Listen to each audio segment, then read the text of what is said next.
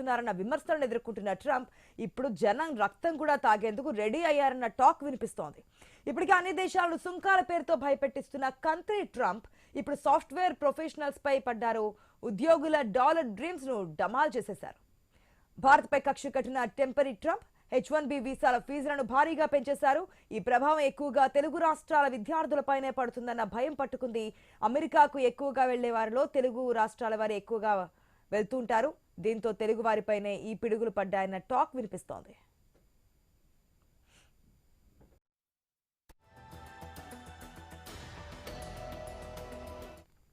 Trump నిర్ణయంతో ఈ వీసాలపై అమెరికాకు వెళ్లే ఆశలు వదులుకోవాల్సిందేనన్న ఆందోళన వ్యక్తమవుతోంది. ఇప్పటి వరకు అమెరికాలోని కంపెనీలు విదేశీ నిపుణులకు H1B వీసాలతో కొలువులిస్తున్నాయి. ముందుగా 3 ఏళ్ల కాలానికి జారీ చేసి ఆ తర్వాత కొనసాగిస్తున్నాయి. స్థానికులతో పోలిస్తే తక్కువ జీతాలే వస్తున్న కొలువుల కోసం విదేశీయులు భారీగా వెళ్లేవారు. అమెరికాలోని ఐటీ, వైద్య రంగాల్లో విదేశీ నిపుణుల్లో 73% భారతీయులే. గత 5 ఏళ్లలో దాదాపుగా 4 లక్షల మంది భారతీయులు H1B పై అమెరికాలో ఉద్యోగాలు పొందారు. ఈ వీసాలున్న వారికి ఏడాదికి $1,00,000 జీతం వస్తోంది. కొత్తగా పెంచిన ఫీజులతో $150,000 జీతం ఇవ్వాలని ట్రంప్ ఆదేశాలిచ్చారు.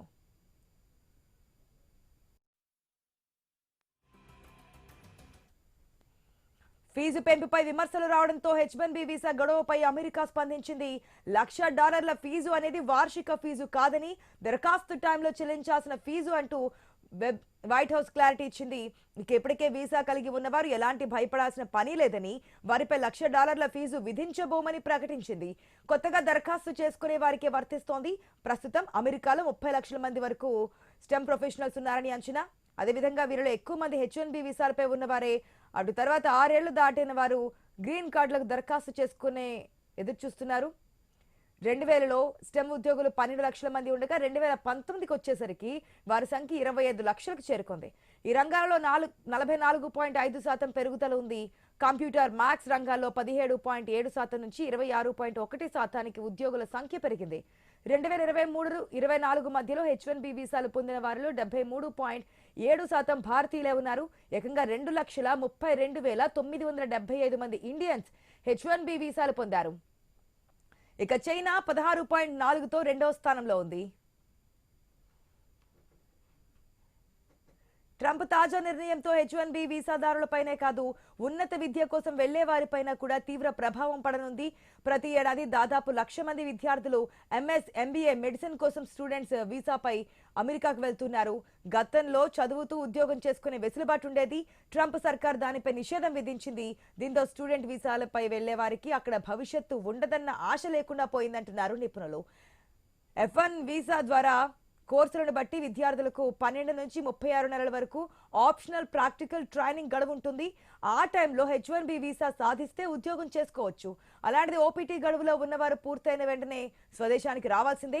అయితే ట్రంప్ పై లోకల్స్ లో హర్షం వ్యక్తమవుతుండగా H1B లక్ష్యంగా పెట్టుకున్న ఇండియన్స్ కి మాత్రం అమెరికా వెళ్లే ఛాన్స్ లేదంటున్నారు. అలాంటి టైంలో ఇప్పటికైనా యూత్ అమెరికాను నమ్ముకోకుండా ప్రత్యామ్నాయ ఏర్పాట్లు చేసుకుంటే అమెరికాలో లోటును తీర్చుకోవచ్చు. అందులో ఖండాంతరాలను దాటాల్సిన అవసరం కూడా ఉంది. అందులో Canada, Mexico, Brazil, Argentina, Africa వంటి దేశాలకు కూడా వెళ్లి పెద్ద పెద్ద ఉద్యోగాలు చేసుకోవచ్చని అంటున్నారు నిపుణులు. విదేశాలను స్థిరపడాలనుకునే వారు లాంగ్ టర్మ్ ఫ్యూచర్ ను చూసుకోవాలంటున్నారు.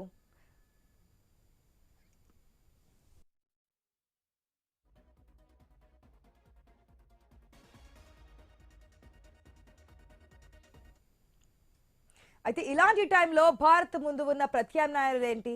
అమెరికాలో ఉన్న టెకీలు తిరిగి స్వదేశానికి వచ్చేయాలా? విదేశాలపై ఆధారపడడమే పెద్ద శత్రువు అని ప్రధాని మోదీ ఇప్పటికే హితో పలికారు.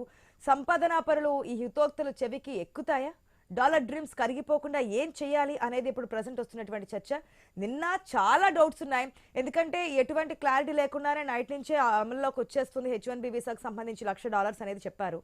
ఈ అనుమానానికి కాస్త నివృత్తి కలిగించారు. ఏదైతే ఊర్లు వెళ్ళిన వాళ్ళకి కానీ, వెకేషన్కి వెళ్ళిన వాళ్ళకి కానీ ఇది వర్తించదు. ఎందుకంటే అక్కడ ఉన్నటువంటి సాఫ్ట్వేర్ కంపెనీస్ అన్ని కూడా వారి ఉద్యోగాలను వెంటనే రండి అని చెప్పి పిలిపివ్వడం, వారు వెంటనే బయలుదేరడం అన్ని చూసాం.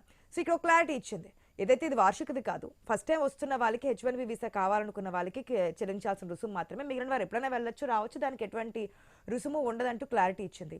కాకపోతే ఇప్పుడు మన ముందున్నటువంటి ప్రత్యామ్నాయాలు ఏంటి, మనం ఏ విధంగా ముందుకెళ్ళాలి, ఇదే అంశానికి సంబంధించి మాట్లాడదాం. ఇట్స్ ప్రెసెంట్ మా ఇన్పుటర్ శ్రీకాంత్ సిద్ధంగా ఉన్నారు. రైట్ శ్రీకాంత్, మనం చూస్తున్నాం నిన్న ఏ క్లారిటీ లేదు, బట్ ఈ రోజు కాస్త క్లారిటీ అయితే ఇచ్చింది వైట్ హౌస్ నుంచి. ఓన్లీ H1B వీసాలు ఈసారి తీసుకోవాలనుకునే వాళ్ళకి మాత్రం పెద్ద బాంబు వేశారని చెప్పొచ్చు. ఇప్పటి వరకు యుద్ధాలు ఆపారన్నారు. ఇప్పుడు ఏదైతే వ్యక్తుల మధ్య ఘర్షణలు కావచ్చు, లేదంటే ప్రతి వ్యక్తికి ఒక డ్రీమ్ అంటూ ఉంటుంది, యూఎస్కి వెళ్ళాలి, జాబ్ చేయాలి, అక్కడ చదువుకోవాలి, ఇవన్నీ కొన్ని డ్రీమ్స్ అంటూ ఉంటాయి. ఫిల్ఫిల్ అవ్వడం కష్టమయ్యే పని కింద కనిపిస్తుంది ప్రజెంట్ ఉన్న సిచ్యువేషన్స్లో. మరి మన ముందున్న ప్రత్యామ్నాయాలు ఏమనుకోవచ్చు? యా అంటే ఆల్టర్నేట్ మార్గాలు ఏంటి, ఆల్టర్నేట్ రూట్స్ ఏంటి దీర్ఘకాలికంగా, ఎందుకంటే ఖచ్చితంగా ఇది ఎఫెక్ట్ పడుతుంది భారతీయుల మీద, భారత కుటుంబ వ్యవస్థల పైన ఖచ్చితంగా ఎఫెక్ట్ పడుతుంది. బట్ దీనికి ఉన్నటువంటి దీర్ఘకాలిక అవసరాలు ఏంటి, ప్రత్యామ్నాయాలు ఏంటి అనేది మాట్లాడకంటే ముందు ఇందాక మీరు చెప్పినటువంటి అంశాలకి కొన్ని కొనసాగింపుగా నేను కొన్ని పాయింట్స్ యాడ్ చేస్తాను ఆశ. నిన్న మనం మాట్లాడుకున్నాం, నిన్న అంటే ఇమ్మీడియట్గా వాట్ నెక్స్ట్ అన్నదానికి అసలు ఒక క్లారిటీ లేదు. అన్ని కంపెనీస్ హడావుడి అయిపోయాయి. వెంటనే ఉద్యోగులందరూ మీ ప్రాంతాలకు వెళ్ళి ఉండండి, దేశం వదిలేళ్ళు వెంటనే మళ్ళీ అమెరికాకు వచ్చేసేయండి అని చెప్పేసి కొన్ని కామెంట్స్. ఎందుకంటే రేపటి నుంచి ఇది అమల్లోకి వస్తుంది కాబట్టి, అంటే నిన్న ఈ రోజు నుంచి అమల్లోకి వస్తుంది కాబట్టి ఇమీడియట్ రియాక్ట్ అవ్వండి అని చెప్పేసి ఆయా కంపెనీలు వాళ్ళ ఉద్యోగులకు చెప్పడం జరిగింది. సో తర్వాత వైట్ హౌస్ నుంచి కూడా రావడం జరిగింది. సో ఇట్లా నేపథ్యంలో ఇంకా వైట్ హౌస్ నుంచి కూడా కొన్ని $100,000 ఏదైతే ఉందో ఆ ఫీజు ఎవరెవరికి వర్తిస్తుంది, ఎవరెవరికి వర్తించదు, అంటే ఎఫెక్టెడ్ ఎవరు, నాన్ ఎఫెక్టెడ్ ఎవరు అన్నది ఇంకొన్ని పాయింట్స్ మనం ప్రజలకు చెప్పేటువంటి ప్రయత్నం చేయాలి. H1B వీసా పైన అమెరికాలో ఆల్రెడీ ఇన్సైడ్ ఉన్న వాళ్ళు, అమెరికాలో ఉన్న వాళ్లకు ఇది ఎఫెక్ట్ అయితే ఏమీ ఉండదు. సో ఆ విషయంలో మళ్ళీ ఏమైనా కండిషన్స్ అప్లై చేస్తారా ట్రంప్ అనేటువంటి డౌట్ ఉండే నిన్నటి వరకు కూడా. సో నిన్న వైట్ హౌస్ ఇచ్చినటువంటి ప్రకటన తర్వాత ఆల్రెడీ H1B వీసా పైన యుఎస్లో ఉన్న వాళ్ళకి ఎట్లాంటి ప్రభావం దీనిలో ఉండదు. ఆ తర్వాత H1B వీసా ఇన్సైడ్ అంటే యుఎస్లో ఉండి ట్రాన్స్ఫర్ చేసుకునే వాళ్ళకు కూడా దీంట్లో ఇది ఎఫెక్ట్ ఏం అవ్వదు. So it's not affected. And H1B extension inside ఏదైతే ఉందో అక్కడే ఉండి H1B వీసాని ఎక్స్టెండ్ చేసుకునే వాళ్ళకు కూడా ఇది ఎఫెక్ట్ కాబోదు. ఆ తర్వాత travel abroad H1B stamp still valid, అంటే ఇప్పటివరకు వ్యాలిడ్గా ఉన్న వాళ్ళకు తో పాటు H1B వీసా పైన ట్రావెల్ చేస్తున్న వరకు ఇప్పటికే వ్యాలిడిటీ ఉన్న వాళ్ళకు కూడా ఇది ఎఫెక్ట్ అవ్వదు అన్నది ఒక ప్రధానమైనటువంటి అంశం. ఇక ఎవరికి ఇది ఎఫెక్ట్ కాబోతోంది అంటే ఆల్రెడీ H1B వీసా ఎక్స్పైర్ అయిపోయి న్యూ పిటిషన్ వాళ్ళకి ఇది ఇది ఎఫెక్ట్ అయ్యేటువంటి అవకాశం ఉంటుంది. కొత్తగా ఎవరైతే H1B వీసాలకు అప్లై చేసుకుంటున్నారో సో వాళ్ళకి. అట్ సేమ్ టైం ఇప్పుడు ఎవరైతే అబ్రాడ్ కోసం ఫైలింగ్ చేస్తున్న వాళ్ళు ఉంటారో H1B వీసాల కోసం వాళ్ళకి ఇది ఎఫెక్ట్ కాబోతోంది. అండ్ మోర్ ఓవర్ ఇందాక ఓపీటీ కేటగిరీలో ఉన్న వాళ్ళు ఎవరైతే H1B వీసాలు ఉన్నారో సో చేంజ్ ఆఫ్ స్టేటస్ అంటే ఇన్సైడ్లో ఉండి అక్కడి నుంచి దేశాలు మారే వాళ్ళకు కూడా ఇది ఎఫెక్ట్ అవ్వదు. సో ఇదొకటి ఇంపార్టెంట్ అయినటువంటి పాయింట్ అని చెప్పాలి. And H1B with stamping abroad కోసం అక్కడే ఉండి స్టాంపింగ్ చేయించుకునే వాళ్ళకి ఇది ఎఫెక్ట్ అవుతుంది. సో $100,000 ఇది కట్టాల్సిందే. At same time green card హోల్డర్స్కి ఏమైనా ఎఫెక్ట్ అవుతుందా అంటే గ్రీన్ కార్డ్ హోల్డర్స్ కూడా ఇది ఎఫెక్ట్ అయ్యేటువంటి అవకాశం లేదు. And green card counsellor processing అబ్రాడ్లో వెళ్ళే వాళ్ళకి మాత్రం ఇది ఖచ్చితంగా ఎఫెక్ట్ అవుతుంటుంది. అంటే కొత్తగా ఈ ప్రాసెస్ చేసుకునే వాళ్ళకి గ్రీన్ కార్డ్ కోసం ఆల్రెడీ ఉన్న వాళ్ళకి ఇది ఎఫెక్ట్ కాదు. ఇది కీలకమైనటువంటి అంశాలు. ఇక ఇప్పుడు ఇందాక మీరు అడిగినటువంటి ప్రశ్నకు ఒకసారి వద్దాం. భారత్ ముందు ఉన్నటువంటి ప్రత్యామ్నాయాలు ఏంటి? భారత్ ముందు ఇప్పటికిప్పుడు ప్రత్యామ్నాయాలు చాలా ఉన్నా కానీ ఈ ప్రత్యామ్నాయం మనం ఎప్పుడు నమ్మలేము. అమెరికా తీసుకున్నటువంటి ఈ నిర్ణయాన్ని సో ఇది ఒక భారీ ఎదురుదెబ్బగానే చూడాలి. భవిష్యత్ తరాలకు భవిష్యత్తులో కూడా మనం వేరే సోర్సెస్ పెంచుకోవాల్సినటువంటి అవసరం ఉంది. దాంట్లో ప్రధానంగా అమెరికా కాకుండా ఇంకొక కంట్రీ ఏంటి అన్నది ఆలోచించాల్సినటువంటి అవసరం ఉంది. అట్లా చూస్తే గనక మనకున్నటువంటి వెసులుబాట్లు చూస్తే గనక కెనడా చూడొచ్చు. అమెరికా నుంచి బయటికి ఆలోచిస్తే కెనడా కానీ, జర్మనీ కానీ ఎడ్యుకేషన్ పరంగా, ఉద్యోగ పరంగా, ఈవెన్ బ్రెజిల్ కానీ, అర్జెంటీనా కానీ, ఆఫ్రికాల సైడ్ మనం చూడాల్సినటువంటి అవసరం ఉంటుంది. సో ఇట్లా నేపథ్యంలో అంటే ఏ దేశాలకు ఎట్లాంటి పరిణామాలు ఉంటాయి ఇవి కూడా కొంత ఇన్వెస్టిగేషన్ చేసి మనం ఈరోజు మాట్లాడుతున్నాం, ప్రజలకు చెప్తున్నాం. సో కెనడా ఒక ప్రధానమైనటువంటి ప్రత్యామ్నాయంగా మనం చూస్తే గనక సో కెనడాలో ఒక ఎక్స్ప్రెస్ ఎంట్రీ ఉంటుందని చెప్పాలంటే ఇమ్మీడియట్గా మనకు అక్కడ ఎంటర్ అవ్వడానికి ఆప్షన్స్ ఉంటాయి. పిఆర్ కోసం కూడా కొన్ని పాయింట్ సిస్టమ్స్ దానికి ఉంటాయి. At same time young IT టెకీస్కి, ఐటీ ఎంప్లాయీస్కి, ఇంజనీరింగ్ ప్రొఫెషనల్స్కి ఈ కెనడా అనేది చాలా స్పీడప్ ఎంట్రీ అని చెప్పాలి. అట్ ది సేమ్ టైం ఇక్కడ గ్లోబల్ టాలెంట్ స్ట్రీమ్ అనేది ఎక్కువగా వాళ్ళు రిసీవ్ చేసుకుంటూ ఉంటారు. ఐటీ కానీ, స్టెమ్ టెక్నాలజీస్ కానీ, స్టెమ్ క్రియేటివ్ మైండ్స్కి కెనడా అనేది చాలా క్రియాశీలకంగా ఉపయోగకరంగా ఉంటుంది. మోర్ ఓవర్ కెనడాలో 2 వీక్స్లోనే వర్క్ పర్మిట్ ఉంటుందన్నది ఇక్కడ ప్రధానమైనటువంటి అంశం. ఇక భారత్ కెనడా లో ఎక్కువగా చూస్తే గనక ఐటీ కానీ ఫార్మా ఎడ్యుకేషన్ కానీ అండ్ మోర్ ఓవర్ ఫార్మాతో పాటు ఎడ్యుకేషన్ విషయంలో కూడా కెనడాలో చాలా ఎక్కువగా డిమాండ్ ఉంటుంది భారత విద్యార్థులకు, భారత ఎంప్లాయీస్కి. సో ఇది కెనడా పాలసీ కూడా చాలా బాగుంటుంది అమెరికాని ఒకవేళ ఆల్టర్నేట్గా మనం చూసుకుంటే కనుక. ఆ తర్వాత బ్రెజిల్ కానీ లాటిన్ అమెరికా గేట్వే. సో ఇది కూడా ఒక ఆప్షన్గా మనం చూడడానికి చాలా మంచి అవకాశం అని చెప్పాలి.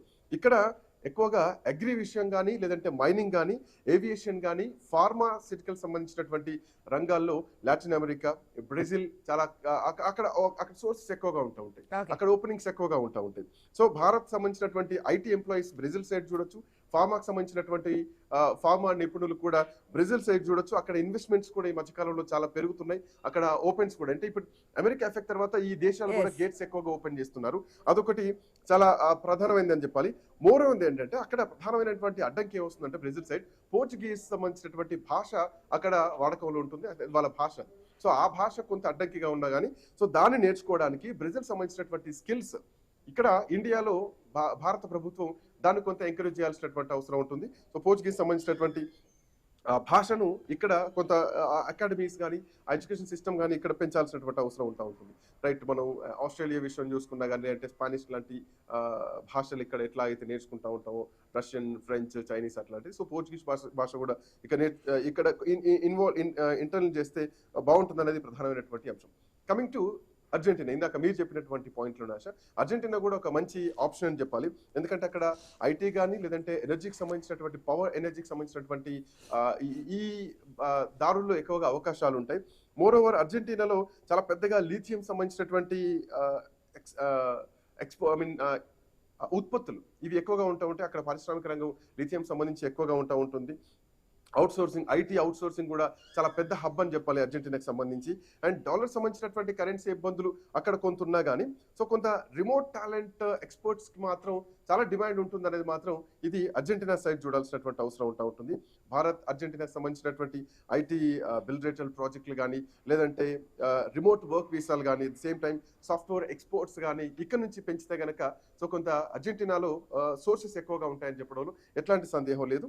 అండ్ మోర్ ఓవర్ ఈ ఐటీకి సంబంధించి కొంత ఎంకరేజ్మెంట్ ఉంటే కనుక ఖచ్చితంగా భారత్ సంబంధించినటువంటి ఐటీ కానీ లేదంటే డేటా సైన్స్ సంబంధించినటువంటి ఎక్స్పోర్ట్స్ కానీ అర్జెంటీనాకి వెళ్ళి అక్కడ లైఫ్ని చూసుకోవడానికి డాలర్ డ్రీమ్స్కి అది కొంత మంచి వేదిక అని చెప్పాలి.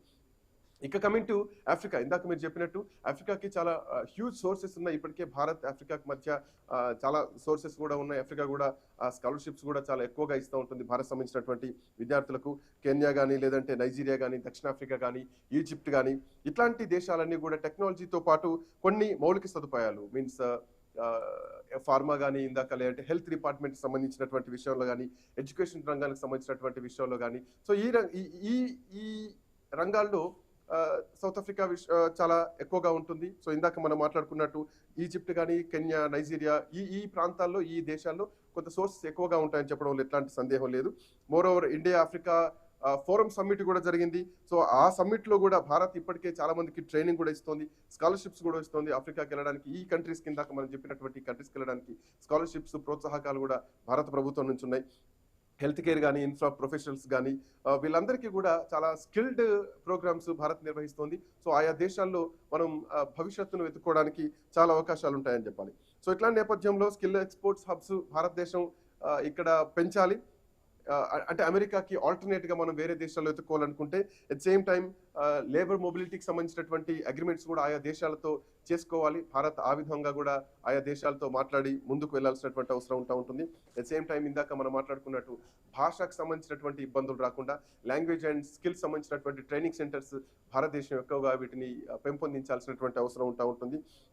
స్టూడెంట్స్ సంబంధించినటువంటి ఈ స్టార్టప్ రూట్స్ ఏవైతే ఉంటాయో వాటిని కూడా ఎంకరేజ్ చేయాలి. సో ఆ విధంగా కూడా విద్యార్థులకు లేదంటే ఎంప్లాయీస్కి కొన్ని రూటప్స్ చేయాలి. మోర్ ఓవర్ ఆయా అంటే ఆ కాలేజెస్తో అక్కడ కంపెనీస్తో కొలాబరేషన్స్ కూడా ఇక్కడ నుంచి కంపెనీస్ కూడా కొంత ముందడుగు వేయాల్సినటువంటి అవసరం ఉంటుంది. సో ఇట్లాంటి నేపథ్యంలో భారత్ అమెరికా మధ్యలో ఈ సంబంధాలు చెడుతున్నటువంటి క్రమంలో ఈ సోర్సెస్లో మనం ఎక్కువగా చూడొచ్చు. సో ట్రంప్ నిర్ణయంతో కొంత స్వల్పకాలికంగా బాధ కలిగినా కానీ దీర్ఘకాలికంగా మాత్రం ఖచ్చితంగా లాభం జరగాలంటే ఇప్పటి నుంచే వ్యూహాలు మనం ఇప్పటి నుంచే ఉండాలి. ఎందుకంటే దీర్ఘకాలికంగా కూడా ఖచ్చితంగా మనం ఈ ఈ అమెరికాతో ఇబ్బందులు ఎదుర్కోవాలి. ట్రంప్ ఉన్నంత కాలం ఈ ఎఫెక్ట్ ఉంటుంది. సో ట్రంప్ ఇస్తున్నటువంటి ఆదేశాలు చూస్తుంటే ఖచ్చితంగా ట్రంప్ చుట్టూ ఉన్నటువంటి పరిస్థితులు కూడా ఈవెన్ అమెరికన్స్ కూడా ఇందులో కొంతవరకు వాళ్ళు అమెరికన్స్ కూడా ట్రంప్ను సపోర్ట్ చేస్తున్నారు. సో ఇది భారత్కి ఎఫెక్ట్ అయ్యేటువంటి అవకాశాలు.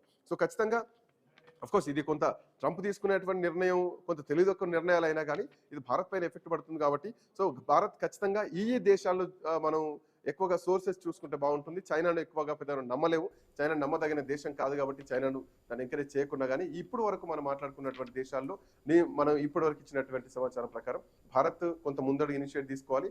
అండ్ ఆయా దేశాల నుంచి కూడా ఇప్పటికే డోర్స్ కూడా ఓపెన్ అవుతున్నాయి. ఆశ రైట్ శ్రీకాంత్, మీరు చెప్పిన విధంగా చాలా ఆప్షన్స్ అయితే ఉన్నాయి. ఒక్క అమెరికా కాదు, లేదు వీసాల మీద ఇంత భారం పెడుతూ ఉంటే ఏ విధంగానే అభిప్రాయం కానీ లేదంటే భయాలు కానీ అవసరం లేదు. ఆల్టర్నేట్ సోర్సెస్ చాలా ఉన్నాయి ఇండియా ముందు.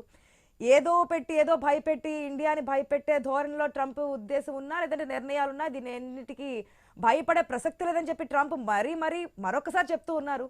సో దానికి ఆల్టర్నేట్గానే ప్రయత్నాలు కానీ లేదంటే తీసుకున్న నిర్ణయాలు కానీ ఉంటాయని చెప్పి వెయిట్ చేద్దాం. Thanks for the update Srikanth.